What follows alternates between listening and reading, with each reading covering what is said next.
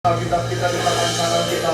Kita akan sama-sama mendeklarasikan firman Tuhan dengan iman yang sungguh-sungguh kita deklarasi pada hitungan yang ketiga. 2, 3. Aku percaya firman-Mu berkuasa. Aku percaya firman-Mu dapat mengubah seluruh hidupku. Aku percaya firman ini adalah Tuhan sendiri. Aku siap untuk menerimanya dan melakukannya. Dalam nama Yesus. Haleluya. Amin. Silakan duduk Bapak Ibu Saudara. Shalom. Shalom. Shalom. Shalom. Oke, sebelum saya menyampaikan firman Tuhan, ya, sekali lagi saya sebagai lead pastor di tempat ini mengucapkan terima kasih yang sebesar-besarnya atas partisipasi dari Bapak Ibu yang sudah ikut membantu Tuhan, membantu para panitia untuk mengumpulkan dana untuk acara Natal besok di hari Kamis tanggal 11 Desember di Rumah Doa di Citangkil, ya.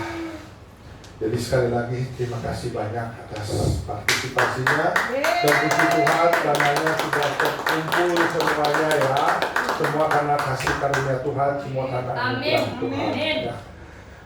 Terus ada satu lagi pengumuman, nanti di bulan Januari, ya, tanggal 16 Januari tepatnya, jadi di pusat akan mengadakan conference untuk Gersel.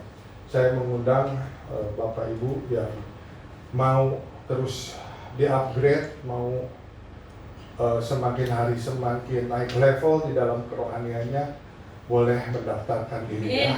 Yang untuk ketua Gersel, untuk para pengerja yang ada, ini hukumnya wajib bukan sunnah. Tapi untuk yang PTL, TL, bahkan kalau jemaat juga punya kerinduan untuk mau terus semakin naik level di dalam kerohaniannya, boleh nanti segera mendaftarkan diri ke Kafedri, ya.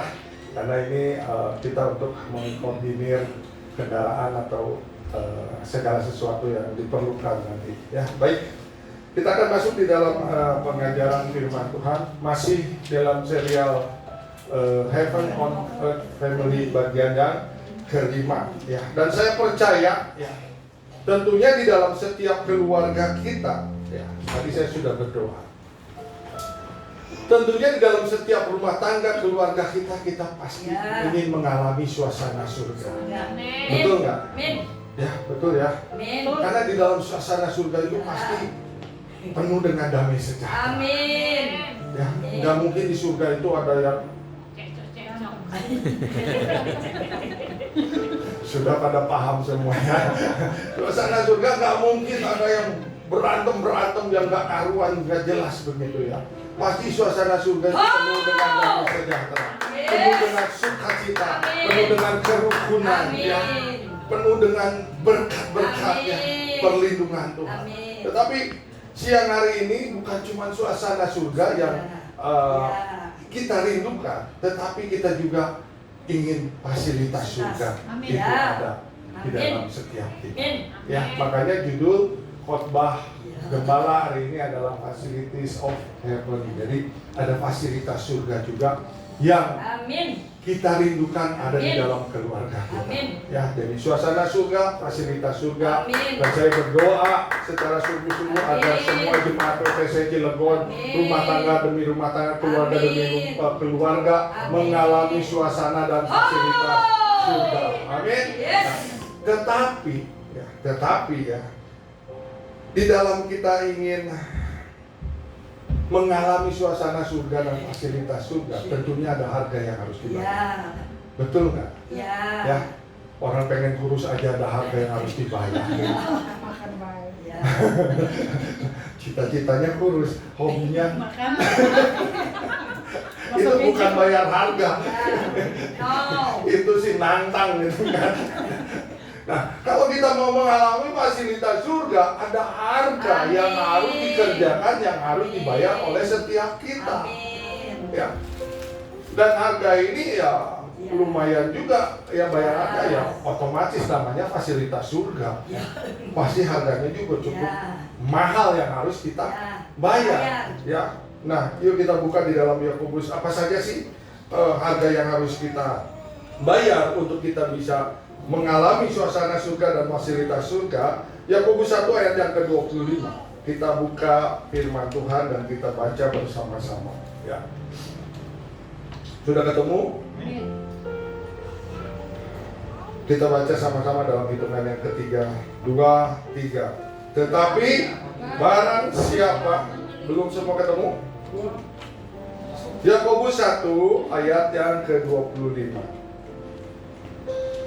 Ya, kita dalam hitungan ketiga kita sama-sama membacanya dengan suara yang keras ya. 2, 3. Tetapi barang siapa meneliti hukum yang sempurna, yaitu hukum yang memerdekakan orang, dan ia bertekun di dalamnya, jadi bukan hanya mendengar untuk melupakannya, tetapi sungguh-sungguh melakukannya, ia akan berbahagia oleh perbuatannya.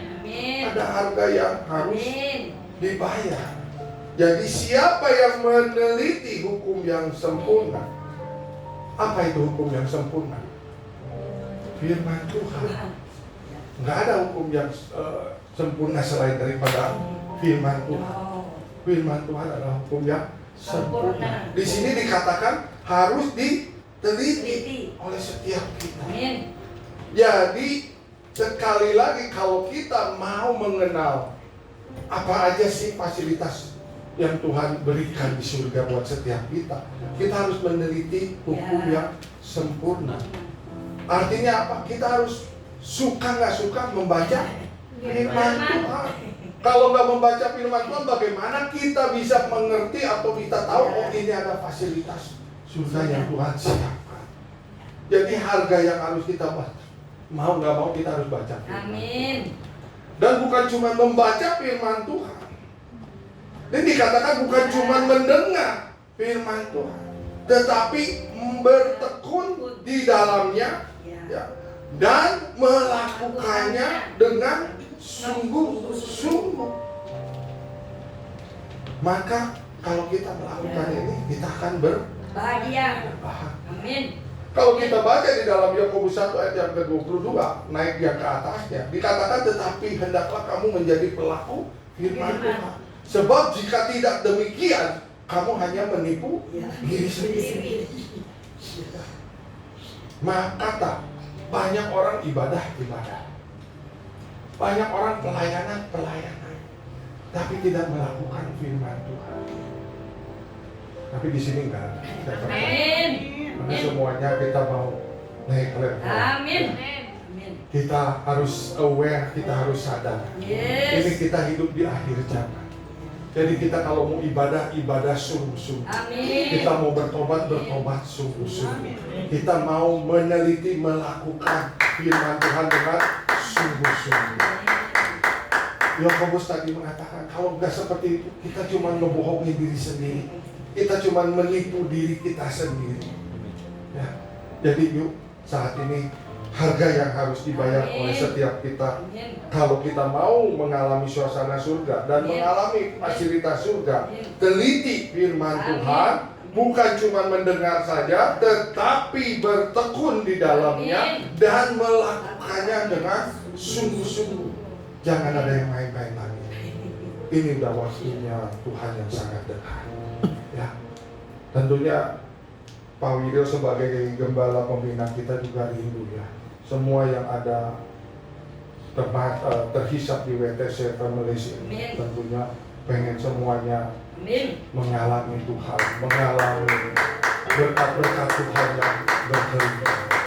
Begitu juga saya selalu berdoa untuk jemaat di tempat ini juga supaya diberkati oleh Tuhan. Amin.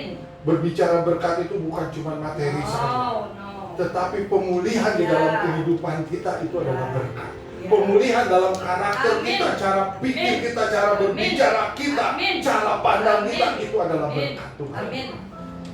Dan itu yang Tuhan mau.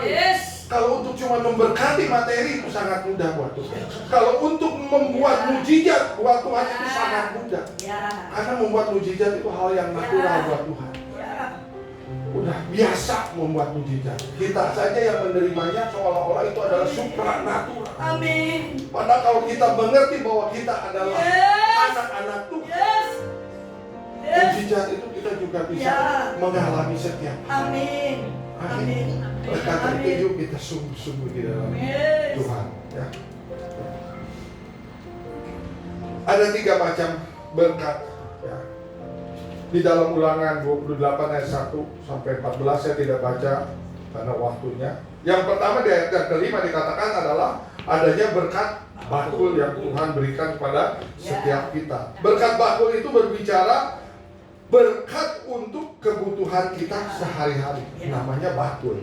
Ya. Kalau sudah isinya kita makan habis, besok pasti diisi lagi, ada lagi. Jadi untuk kebutuhan kita sehari-hari. Yang kedua ada berkat lumbung. Ya. Nah berkat lumbung ini berbicara untuk kebutuhan yang lebih lama lagi, untuk persiapan. Ya, mungkin untuk 1 bulan, untuk 2 minggu, untuk 3 minggu. Tetapi berkat lumbung ini lebih lama, ya, untuk kebutuhan yang lebih lama dibandingkan dengan berkat bakul. Kedua berkat ini bukan hanya diberikan kepada orang-orang yang percaya saja, tetapi Tuhan berikan juga kepada orang-orang yang bukan anak-anak Tuhan. Ya. Karena kalau kita mau bekerja saja, maka berkat bakul dan berkat lumbung ini pasti didapatkan. Baik buat orang percaya maupun buat orang yang nggak percaya. Baik buat anak-anak Tuhan maupun anak-anak dunia. Asal mereka bertekun mau bekerja, berkat ini pasti diberikan. Tetapi ada satu berkat lagi yang hanya Tuhan berikan kepada anak-anaknya yang percaya, yaitu berkat surgawi. Berkat surgawi ini didapat hanya kalau kita mau meneliti hukum-hukum yang sempurna, yaitu hukum-hukum kebenaran firman Tuhan. Maka berkat ini, berkat surgawi inilah yang diberikan kepada anak-anak. Orang dunia tidak akan mendapatkan berkat ini. Kenapa? Karena dia tidak pernah meneliti firman Tuhan. Makanya setiap kita kalau mau mendapatkan berkat yang ketiga ini, berkat surgawi yang Tuhan siapkan, yuk kita teliti firman Tuhan, renungkan firman Tuhan siang dan malam. Karena kalau kita merenungkan firman Tuhan, kita pasti mendapatkan rema. Dan rema inilah yang menjadi janji Tuhan bagi setiap kita.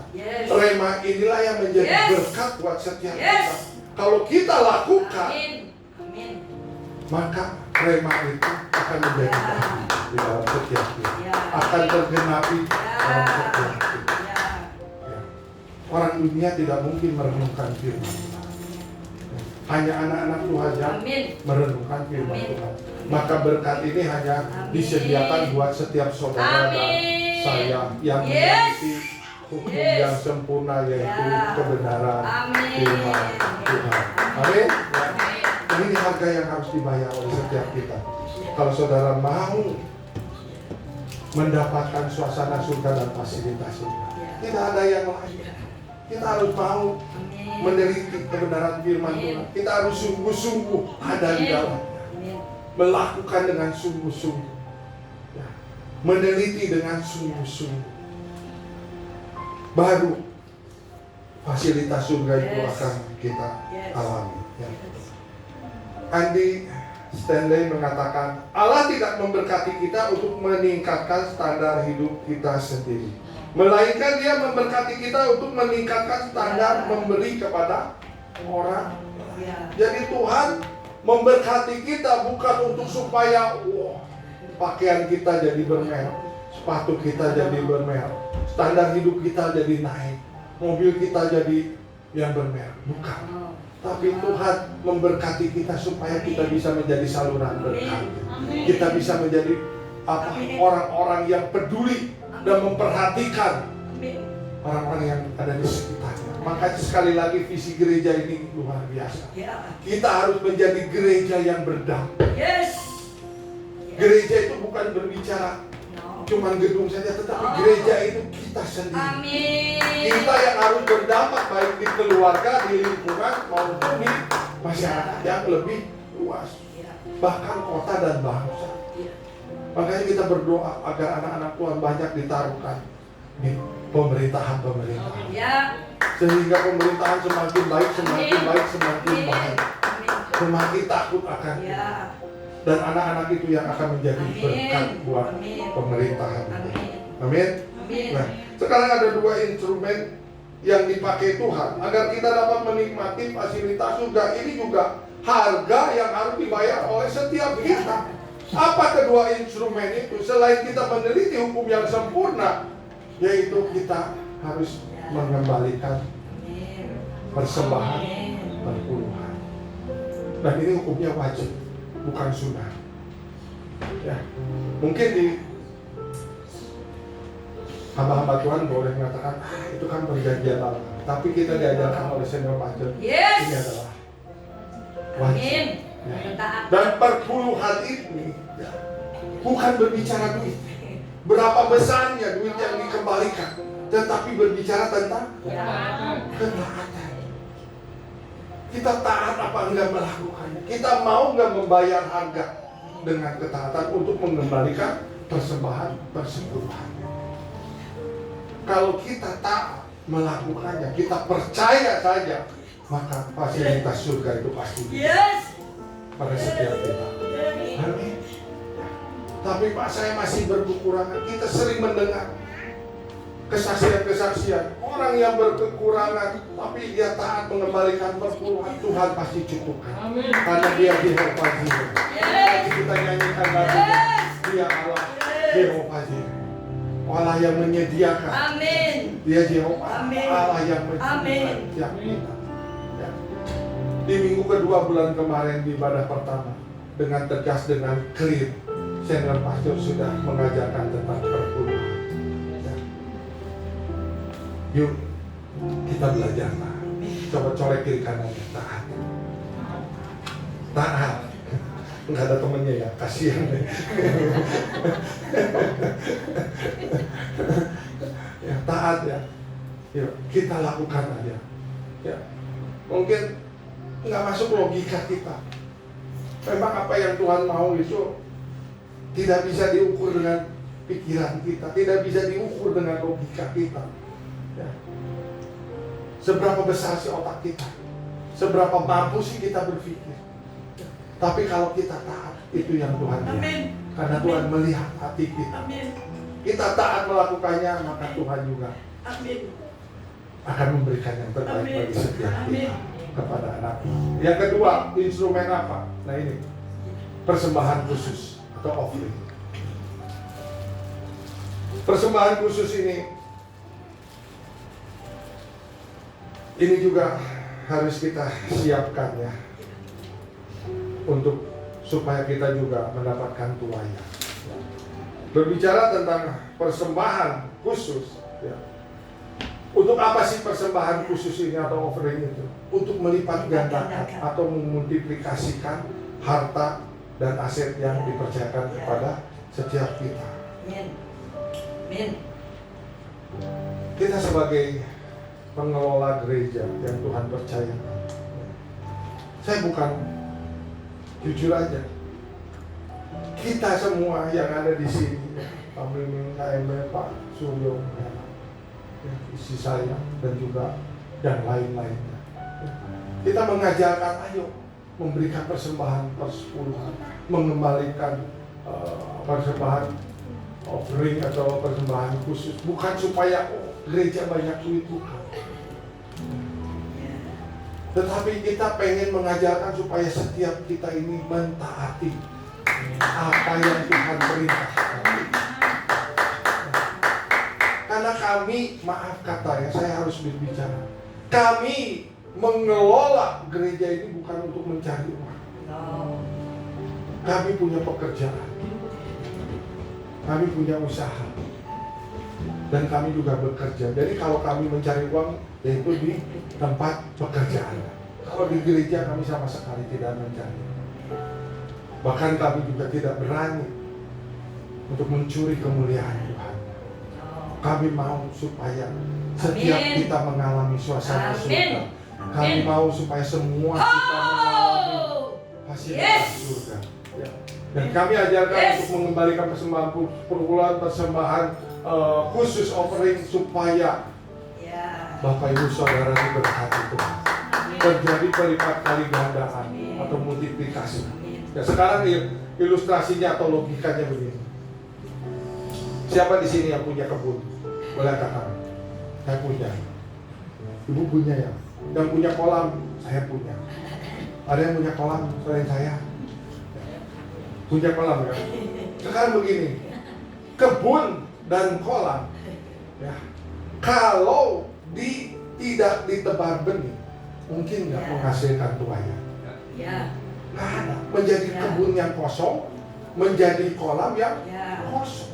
Tetapi kalau kebun itu kita tebarkan benih, entah itu jamu, pisang, mangga, durian, maka suatu saat kita akan menuai apa yang kita tanam. Begitu juga dengan kolam. Kalau nggak diisi dengan benih ikan, nggak mungkin kita juga panen. Nah, ini ilustrasinya. Kenapa sih kita harus memberikan persembahan khusus atau offering? Dan itu juga tidak ditargetkan berapa. Ya. Ketulusan kita, kerelaan kita. Kita mau mentaati apa yang Tuhan mau kita kerjakan. Ya. Jadi sekali lagi, yuk kembalikan persembahan persepuluhan dan persembahan offering ini. Joyce Meyer mengatakan persembahanmu adalah sebuah benih yang ketika ditanam dengan ketaatan akan membuka kunci perbanyakan supranatural dari Tuhan dalam keuanganmu dan bahkan lebih dari itu.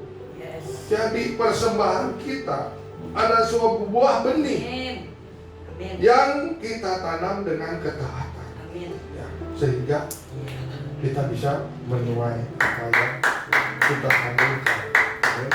Nah, kita percaya, ya, di dalam kita menabur, firman Tuhan katakan ada yang hasilnya 30 kali lipat, 60 kali lipat, bahkan 100 kali lipat. Bicara tentang 100 kali lipat, bukan berarti kita nabur 1000 nanti hasilnya 100.000. Nah, karena 100 kali lipat itu sama dengan optimum. Ya, jadi penuaian yang optimum. Mungkin saja kita bisa menuai 100 kali lipat, 200 kali lipat, atau 1000 kali lipat. Tergantung dengan kemurahannya Tuhan buat setiap kita. Ya, jadi berbicara 100 kali lipat itu bukan dikalikan 100 aja, tetapi ini bisa yang optimum harvest. Ya. Nah, ada beberapa hukum multiplikasi yang harus kita pelajari pagi hari ini. Yang pertama yaitu hukum benih harus ditanam. Dan Tuhan tidak digerakkan oleh kebutuhan setiap kita. Tuhan tergerak oleh karena iman kita. Iman kita lah yang menggerakkan Tuhan untuk memberkati setiap kita. Iman kita lah yang membuat kita mengalami mujizat Tuhan. Di dalam Kejadian 8 ayat 22 dikatakan selama bumi masih ada, takkan berhenti-henti musim menabur dan menuai, musim dingin dan panas, kemarau dan hujan, siang dan malam. Jadi hukum tabur tuai masih ada selama bumi masih ada. Kita ada di bumi. Makanya hukum tabur tuai itu selalu ada. Firman Tuhan katakan, janganlah kita jemu-jemu untuk berbuat baik. Kalau kita selalu berbuat baik, maka kita juga akan menuai kebaikan. Amin. Saya ingin bersaksi sedikit ya. Oh ya, saya juga dari dulu suka memperhatikan anak-anak, gitu kan, supaya ya pokoknya peduli sama anak-anak. Ya kalau ada berkat juga saya suka memberi kepada anak-anak apa ya. Dulu suatu ketika anak saya paling besar itu mau apa ya, kerja apa sih namanya, harus bikin satu penelitian atau apa, karena dia sekolahnya di food tech ya, pangan, teknologi pangan. Jadi dia tuh harus membuat olahan mangga untuk dijadikan apa gitu. Sementara di daerah kita tuh lagi nggak musim mangga. Sementara penelitian ini kan ada tenggang waktunya, ada jatuh temponya yang harus diselesaikan.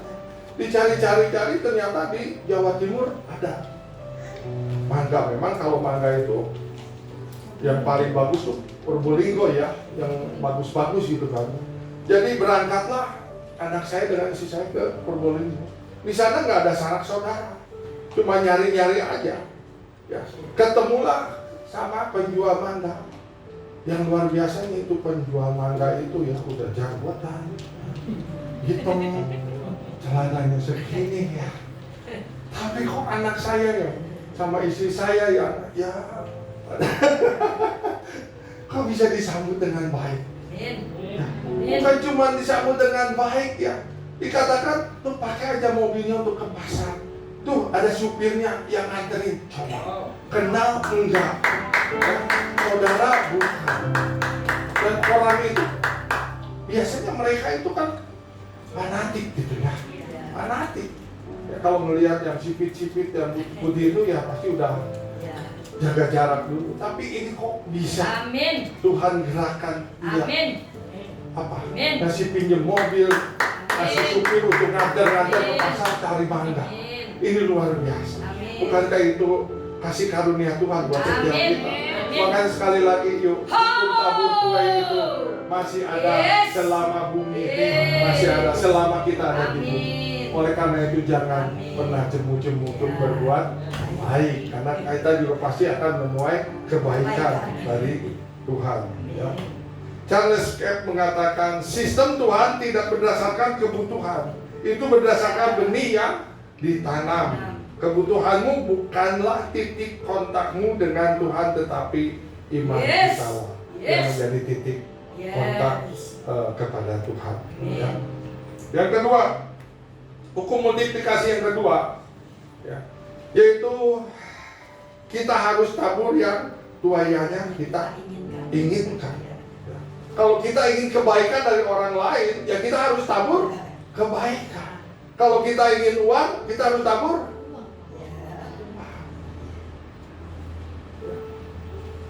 Ada beberapa jemaat yang ngomong sama Pak Willy, Pak, Bapak enak ya. Bentar-bentar ada yang ngasih mobil, ada yang ngasih mobil. Berkali-kali itu Pak Willy kasih mobil. Pak Willy tanya sama orang itu, kamu mau dapat mobil, dikasih mobil? Mau Pak. Ya kamu harus tabur mobil dulu katanya. Ya kan kalau tabur tuh kayak begini, apa yang kita inginkan, kita mau mobil, kita harus tabur mobil. Pak William nabur mobil, Bu Flora nabur mobil, makanya mendapat tuaiannya juga mobil. Cuma dulu yang ditabur mungkin mobilnya harga berapa, yang dituai pasti Tuhan tambahkan lebih bagus, lebih mahal, lebih baik. Amin. Ya. Karena Tuhan tidak mau berhutang kepada setiap kita. Ya. Ada cerita, hamba Tuhan nabur sepeda dapat motor, nabur motor lagi dapat yang lebih bagus lagi motornya. Ya, Tuhan nggak mau berhutang. Yang penting kita apa yang kita inginkan, kita tuai, itu yang harus kita taburkan. Amin. Ya. Yang ketiga, hukum multiplikasi yang ketiga, yaitu ukuran yang kita pakai akan menentukan ukuran hasil tuaian. Di dalam 2 Korintus 9 ayat 6 dikatakan, camkanlah ini, orang yang menabur sedikit akan menuai sedikit juga, dan orang yang menabur banyak akan menuai banyak juga. Dan berbicara ukuran ini bukan berbicara tentang nominal. Tuhan tidak apa ya? Oh, Tuhan itu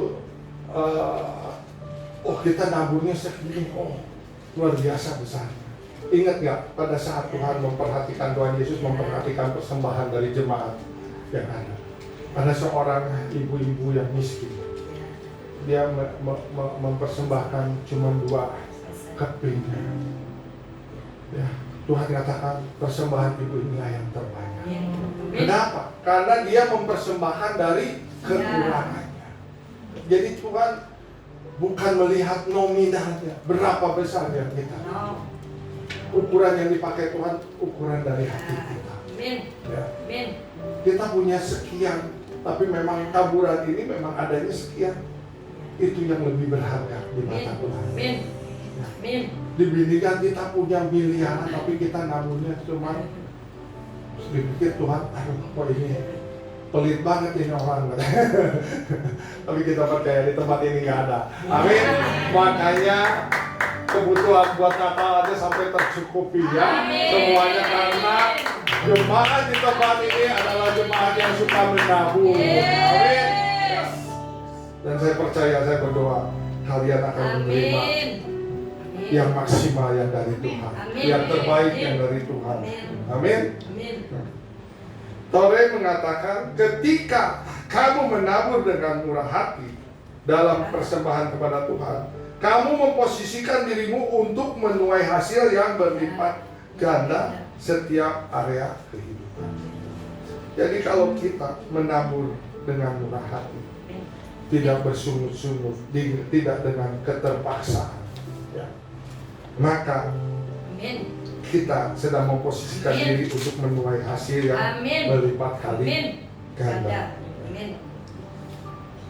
Sekarang hukum multiplikasi yang keempat.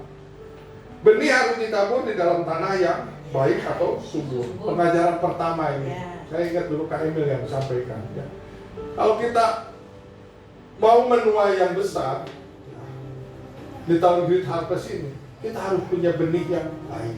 Tetapi selain benih yang baik juga kita harus mempersiapkan tanah yang baik atau tanah yang subur. Makanya akan kita menuai hasil yang baik. Jadi benih harus ditabur di dalam tanah yang baik. Seandainya kita punya benih yang baik, entah itu benih durian nusangking, entah benih durian bawor, kalau ditaruh di atas mimbar ini bisa menuai nggak? Bisa tumbuh? Nggak mungkin, karena ini bukan tanah yang subur. Jadi kalau kita punya benih yang baik, kita juga harus mencari tanah yang subur yang baik. Ya, makanya kita juga percaya bahwa di tanah 12 hektar adalah tanah yang subur. Kita menabur untuk pembangunan kompleks dan kita percaya kita juga akan menuai yang maksimal di tempat ini. Kebetulan saya punya benih, ya. Saya bawa benih. Ada yang tahu ini? Ini bukan batu akik, ya. Ini benih.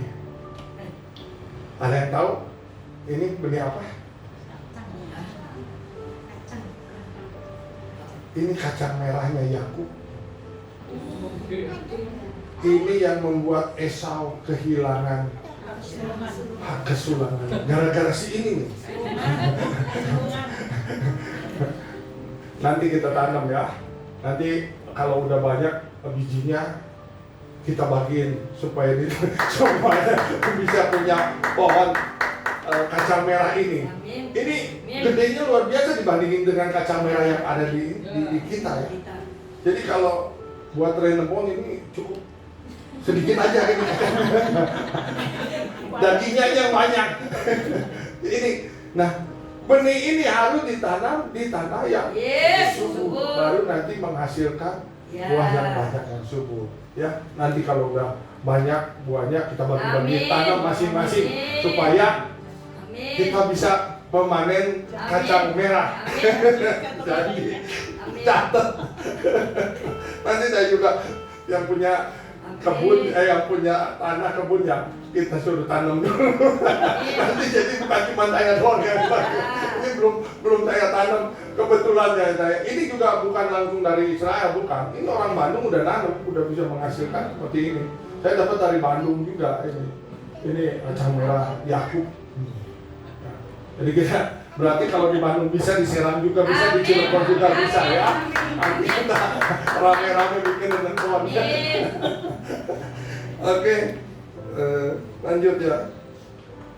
Billy Graham mengatakan benih itu kuat atau bagus harus menemukan tanah yang baik untuk menghasilkan panen yang besar. Ini secara otomatis ya.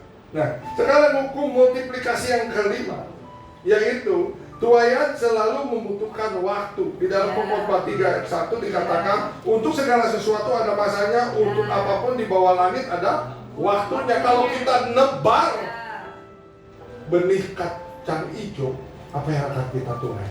Yang hijau. Yang hijau. Apa namanya? Kecambah, Cambah toge. toge. Ya. Nah, kalau kita nanam kacang hijau, berapa lama kita nuai? 3 hari. 2-3 hari udah kita bisa panen, betul nggak? Tetapi kalau kita nanamnya durian, mungkin 3-5 tahun baru kita bisa panen. Makanya tuaian itu selalu membutuhkan waktu. Tergantung apa yang kita tabur, apa yang kita tanam. Ya, kalau kita nanam kacang hijau ya 2 hari, 3 hari juga udah panen. Apa namanya, kecambah atau toge ya. Tapi kalau nanam yang lain pasti butuh waktu yang lama. Nah, Christine Ken mengatakan Tuhan adalah Tuhan yang bekerja melalui proses. Penundaan antara penabur dan menuai bukanlah penolakan dari Tuhan, melainkan persiapan ilahi agar kamu mampu menangani panen tersebut. Saya ingin jelaskan sedikit ini, baru tadi malam saya dapat understanding ya. Kadang-kadang kita udah menabur, kok kita belum panen. Bukan artinya Tuhan ingin menolak atau mengulur-ngulur, tapi Tuhan ingin melihat kita sudah siap atau belum untuk menerima berkat Tuhan. Contohnya, contohnya misalnya kita mau buat bayar pajak mobil aja belum mampu, tapi kita sudah minta mobil. Tuhan pasti akan menunda-nunda. Nanti kalau kita juga sudah bisa bayar untuk bayar pajaknya, untuk servis beli onder dealnya, baru itu Tuhan berikan kepada setiap kita. Makanya kalau kita menabur itu ya, jangan kita merasa wah besok lusa udah harus panen. Ya. Dan kita juga tahu bahwa Tuhan itu bekerja melalui proses, dan Tuhan itu senang memproses setiap kita. Supaya apa? Supaya kita dewasa dalam kerohanian. Anak kecil kalau kita kasih uang, ya cucunya Pak ini, kalau kita kasih uang 100.000, kalau dia udah bisa jalan ke jalan, larinya ke warung. Dia beli semua itu uang 100.000-nya dengan coklat, dengan kerupuk, dengan snack-snack lain. Dan itu tidak baik buat anak. Karena dia belum mengerti dengan berkat yang diberikan itu, dia akan melakukan sesuai dengan apa yang dia inginkan. Tetapi kalau kita sudah dewasa, kita pas waktunya, kita mengerti apa sih yang Tuhan mau. Kita diberkati, kita harus menjadi saluran berkat. Amin. Dari awal-awal sudah dikatakan seperti itu, kita harus menjadi saluran berkat. Ya. Hukum yang ke-6, yaitu menabur sambil mencucurkan air mata, pasti akan menghasilkan tuaian yang besar. Kalau berbicara menabur dengan mencucurkan air mata, taburan itu kecil atau besar? Besar. Kadang-kadang kita, aduh Tuhan gak mampu, kita harus menabur seperti itu. Tapi percayalah, Tuhan turut bekerja di dalam. Amin. Tuhan yang memampukan setiap kita. Tuhan yang menyediakan benih bagi setiap kita. Yang ketujuh, hukum multiplikasi yang ketujuh yaitu hasil tuaian jangan dimakan semua, supaya selalu tersedia tuaian bagi kita.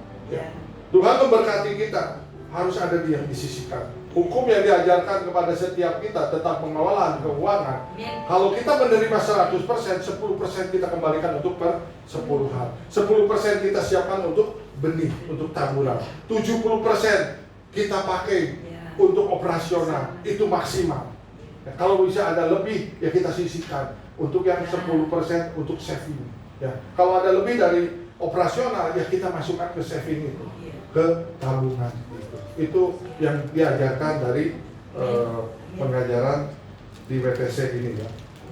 John Maxwell mengatakan hukum panen mengharuskan kamu menyisihkan sebagian dari berkatmu saat ini untuk menciptakan berkat di masa depan.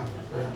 Jadi kalau kita mau menuai, ya kita harus menabur lagi, maka itu kita persiapkan untuk tuaian di masa depan kita. Ya. Yang terakhir, ya, saya undang nanti pemain musik dan tim WL singer untuk maju ke depan. Yang ke-8 yaitu hukum multiplikasi ya. Tuhan yang memberikan pertumbuhan dan tuayan bagi setiap kita. Kita percaya ya. Tuhan sendiri yang akan merawat, memelihara setiap kita. Tuhan sendiri pada waktunya yang tepat yang akan membuat kita bisa menuai apa yang kita tabur. Amin. Tuhan Yesus memberkati. Kita akan masuk dalam perjamuan kudus. Dan perjamuan kudus ini diperuntukkan hanya untuk setiap kita yang sudah dibaptis ya.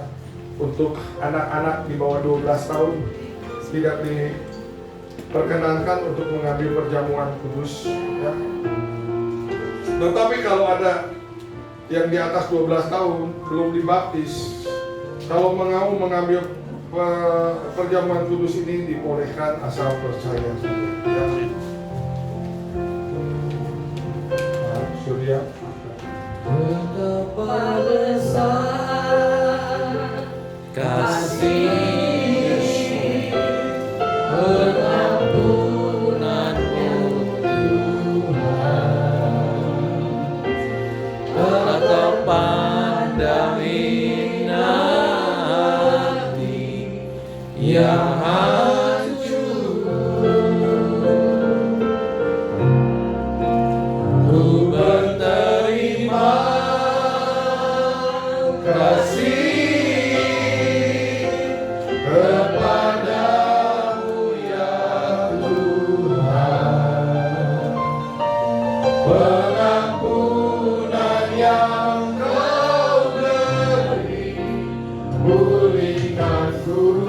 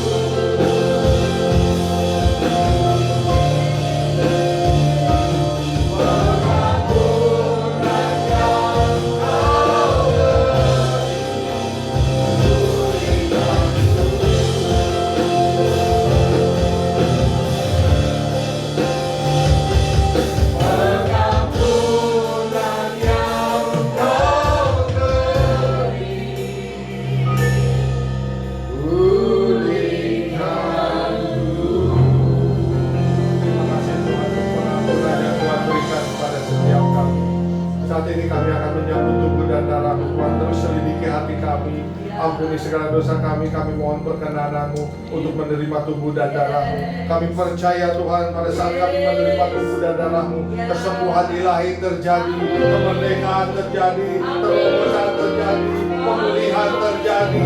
Tuhan sendiri yang memerdekakan setiap kami. Terima kasih Bapa, terima kasih ya Tuhan Yesus Kristus.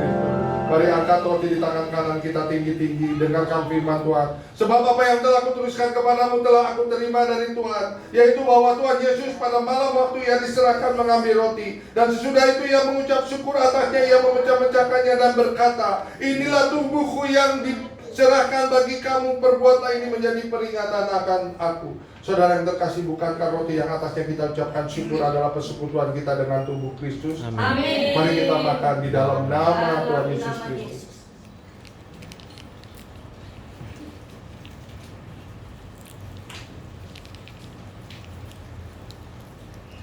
Kembali kita angkat cawan di tangan kanan kita tinggi-tinggi. Dengarkan firman Tuhan. Demikian juga ia mengambil cawan sudah makan lalu berkata, cawan ini adalah perjanjian baru yang dimeteraikan oleh darahku. Perbuatlah ini setiap kali kamu meminumnya menjadi peringatan akan aku. Saudara terkasih, bukan kacauan yang atasnya kita ucapkan syukur adalah persekutuan kita dengan darah Kristus. Amin. Mari kita minum di dalam nama Tuhan Yesus Kristus. Angkat kedua tangan kita tinggi, katakan terima kasih Tuhan. Terima kasih. Terima kasih. Terima kasih. Terima kasih.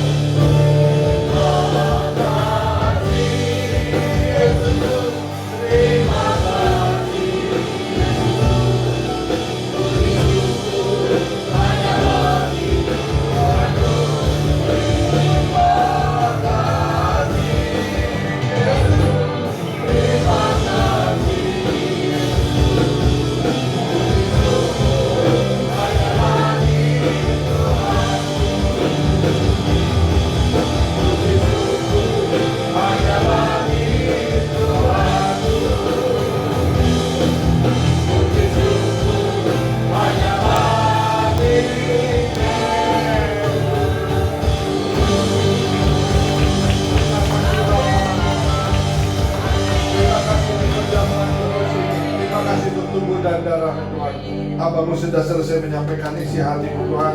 Biarlah firman yang sudah hamba sampaikan ini Tuhan boleh terberkati dalam kehidupan kami. Kami boleh Tuhan melakukan Tuhan apa yang menjadi hukum-hukum yang sempurna itu Tuhan. Dan kami dengan sungguh-sungguh Tuhan kami mau mentaati apa yang Tuhan perintahkan. Sehingga suasana surga Tuhan, fasilitas surga tergenapi dalam kehidupan setiap kami. Terpuji-pujilah ya Allah kami yang di dalam dan demi nama Tuhan Yesus Kristus kita yang diberkati oleh Tuhan. Haleluya, sama-sama katakan amin. Silakan duduk dulu Bapak Ibu Saudara, kita akan mendoakan yang berulang tahun di bulan November sampai dengan hari ini Desember tanggal 7 ya. Silakan yang berulang tahun boleh maju ke depan dengan segera, ayo. Yang berulang tahun, baik ulang tahun pribadi maupun ulang tahun pernikahan, boleh maju ke depan. Ayo, ayo dengan cepat. Happy birthday to you. Sampai dengan tanggal hari ini boleh.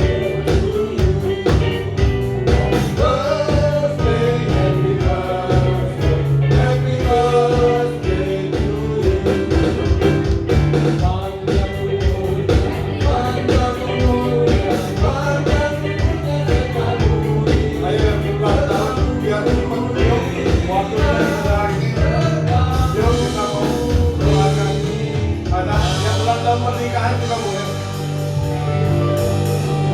Mas Agung kemarin ulang tahun ya. Mas Agung, ayo Mas Agung ke depan Mas. Siapa lagi? Henry ulang tahun. Ini anak-anak musik nih.